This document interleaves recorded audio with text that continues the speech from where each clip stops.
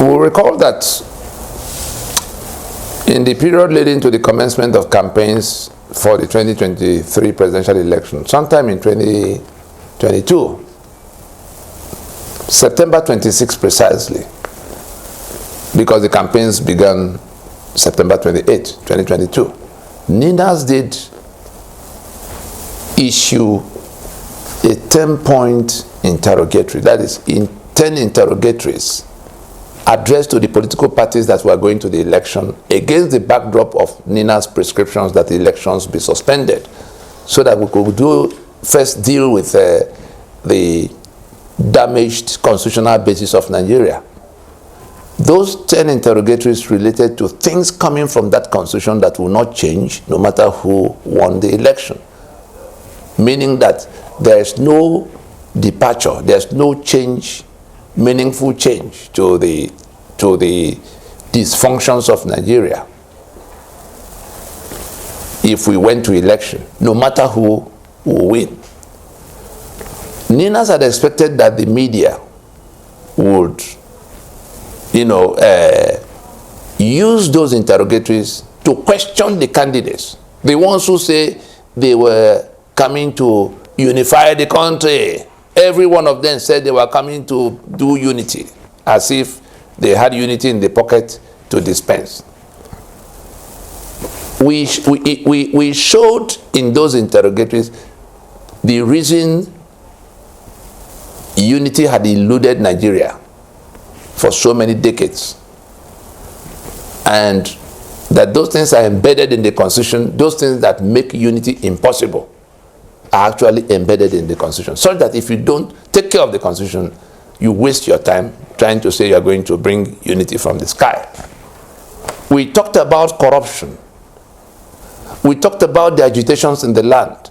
Corruption that the Constitution creates in specific provisions and protects in specific provisions. Candidates that say he's coming to end corruption, what are you going to do when the Constitution is the tap from where the corruption is flowing? You don't want to turn off the tap. You are telling us we are going to mop more vigorously than the Buhari that failed. We talk about the agitations, everywhere is boiling. Niger Delta, Biafra, Odua Republic. What is their reason? The federation that their fathers signed into have been toppled, and their sovereignties confiscated into a unitary Nigeria that's not working for them. And so it is agitation upon agitation across the length and breadth of Nigeria. Insecurity. What are you going to do when the Constitution confiscates arms and ammunition into the exclusive list? And so nobody can organize security. Police on the exclusive list, arms and ammunition on the exclusive list. And so what security can you organize without a capacity to enforce, to deter? We talk about cost of governance. What are you going to do about cost of governance that in which we had saddled ourselves with financing, with the impossible task of financing 812 governments with thousands of bureaucracies monthly, such that all the money that Nigeria earns from selling 3 million barrels of crude oil and other sources of income can no longer pay for those bureaucracies. And we're borrowed 40 years into the future, trying to pay recurrent bills, salaries, and allowances for the greed of the people who claim they are serving us. Nothing is left for the citizen. Nothing is left for education. Nothing is left for healthcare. Nothing is left for any kind of welfare of the citizen.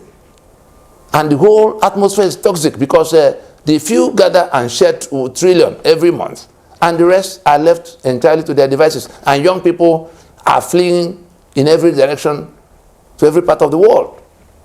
So these are specifics that we had expected the media of Nigeria. There are 10 of them. All the things that torment us, including refineries that are on the exclusive list and the non-availability of refined products. Every one of those 10 things emanate from the Constitution 1999, such that no matter who is president, those things are still going to be there. 36 states, 774 local government areas, 68 items of exclusive list, and all the other things, provisions that make things impossible. Strangely, And for reasons we cannot fathom to date, none of the media houses used any one of those things, any one of those interrogations to question any of the candidates. They didn't ask them anything about it, despite the fact that we published these interrogatories in the Guardian newspaper of that September 26, 2022. Those interrogatories are still sitting there. This is now the time, now that the crying and the weeping and the gnashing of teeth has started from the election of 2023. We are back to where we now have to find out why. The answers are all contained. The answers for why corruption has not gone away. The answers for why impunity is not going away. The answers for why hunger and poverty is increasing. The answer for why infrastructure has gone worse. The answer for why refineries will not work and we continue to import, and we're talking about fuel subsidy. The answer for why everything is the hopelessness in the land. The answers are still in that Guardian publication of September 26, 2022, but where NINAS was pointing everybody to what the Constitution is doing to bring us to what we are suffering from. And so, this is November 2023, several months, almost 1 year plus after. We've gone to the election. We've seen the outcome. NINAS today invites the media, challenges the media, and all of those NGOs that go saying they are group against corruption or group for good governance, all of those who are saying that Nigeria is not working well, the people who are planning all kinds of revolution, obedient movement people, we invite you, we challenge you to get down to those 10 points of interrogation. Why is our society the way it is? What can we do? If we do not do it, I tell you, we are wallowing in the ocean of ignorance that kills, because the system will continue. The people who, you can now see that the ones who are gathered in Abuja are not bothered whether you die or you live. Your governors are not bothered whether you die or you live. Labor union. Labor union. Labor union. All the cry about palliative and salary increment and all kinds of nonsense we go to talk about, the reason your lives are upside down are contained in those interrogatories. Why is the labor union not involved in this discussion to turn off the tap? That is, to arrest the constitutional, source of the misery you are living in, so that you are no longer at the mercy of the government. The government will have to find common ground with those who insist that we have to turn off that tap. You can't pretend you do not know about this discussion.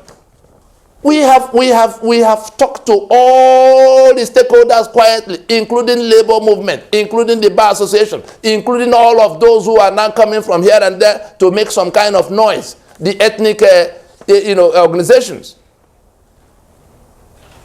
This is the problem.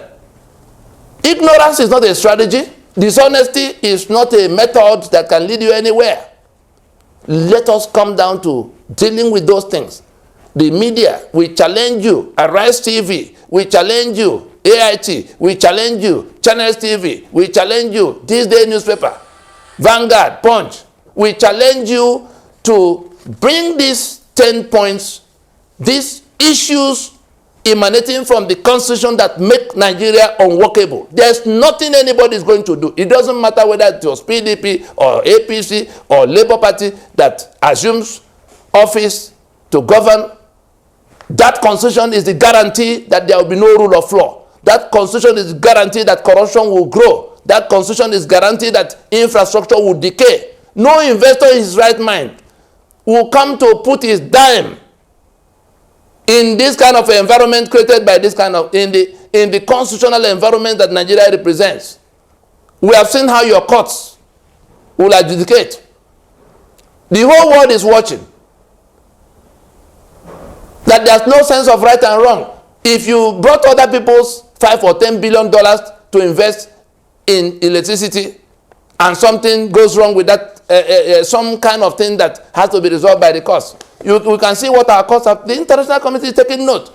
All of those that are going about looking for foreign direct investment, FDI, foreign direct investment, I can tell you for free that no foreign direct investment is coming until those who own the money can take a final investment decision on whether to go or not to go. And when they do their due diligence, these same things that are contained in that 10 points of interrogatory are the kind of things they'll be asking for. What's the status of rule of law?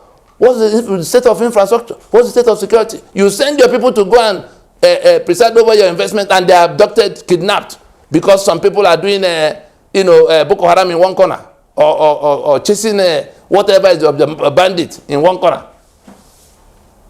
There will be no electricity that they can use when they get here. There's no infrastructure, no road to move the products.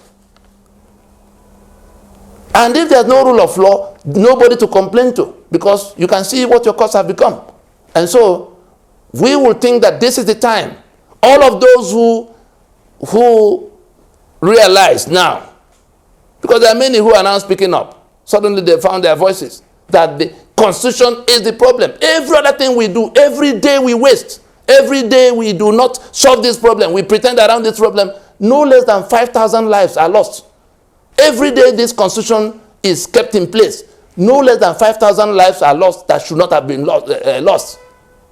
And so it's a choice we have to make, and we don't have an indefinite length of time to dilly-dally and move at our own pace gradually, because the forces that are tearing at us from everywhere have their own objectives too. They are going to bring down the whole house. They are going to bring down this house of Lugard is going down. Those who want to take it, the invaders from outside who want to take it, and those who are the owners who are insisting that we can't continue to construct the union on an architecture of master and servant, which this constitution represents. They are going to pull down everything is pointing to pulling down of that house. If we want to have a house, let us stop now, go into transition, and solve this problem. Thank you.